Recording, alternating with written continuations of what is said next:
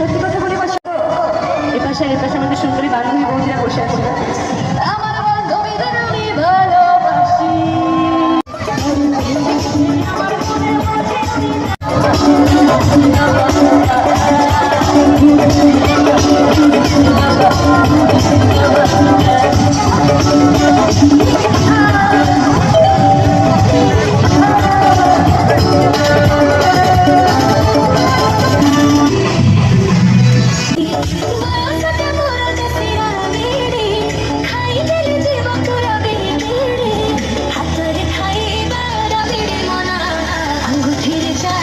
খাইব সোনা